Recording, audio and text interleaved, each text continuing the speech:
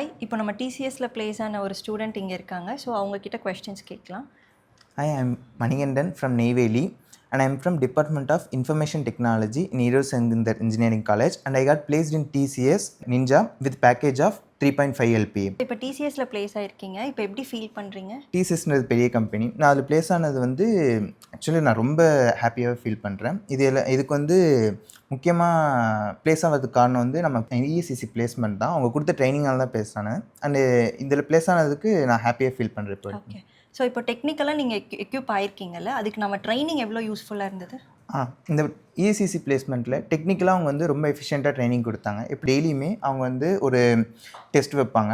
அதில் வந்து மார்க் நம்ம எடுக்கிறத பொறுத்து அடுத்த நாள் வந்து ஃபீட்பேக் நம்ம கொடுக்குற மாதிரி இருக்கும். அது இல்லாமல் இப்போ நம்ம மார்க் எதோ கம்மியானால் நம்ம இதில் வந்து நம்ம எந்த ப்ரோக்ராமிங் இதில் வந்து நம்ம மார்க் கம்மியாக இருக்குமோ அதுக்கேற்ற மாதிரி ட்ரைனிங் வந்து அடுத்த நாள் அரேஞ்ச் பண்ணுவாங்க. இது ரொம்ப ஹெல்ப்ஃபுல்லாக இருந்துச்சு டிஃப்ரெண்ட் டாபிக்ஸை வந்து எனக்கு கவர் பண்ணுறதுக்கு. ஓகே. ஸோ இப்போது நீங்கள் அது இல்லாமல் உங்களுக்கு பாடி லாங்குவேஜோட பேரியர் இருந்திருக்கும், கம்யூனிகேஷன் பேரியர் இருந்திருக்கும். அதெல்லாம் எப்படி ஓவர் கம் பண்ணி வெளியில் வந்தீங்க? இப்போ இந்த பிளேஸ்மெண்ட் ட்ரைனிங்லேயே எனக்கு காலையில் வந்து டெக்னிக்கல் சொன்னோம், மதியம் வந்து நம்ம கம்யூனிகேஷன் இந்த பாடி லாங்குவேஜ்லாம் ட்ரைனிங் கொடுத்தாங்க.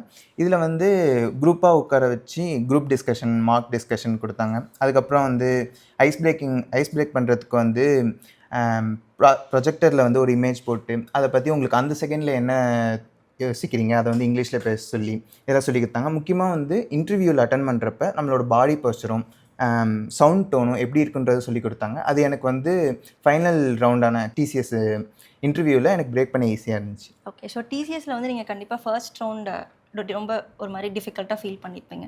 ஸோ ஆப்டிடியூட் அப்படின்றது ஒரு பெரிய விஷயம். அது எப்படி நீங்கள் அதில் எப்படி நீங்கள் ப்ரிப்பேர் பண்ணிக்கிட்டீங்க ஆப்டிடியூடில்?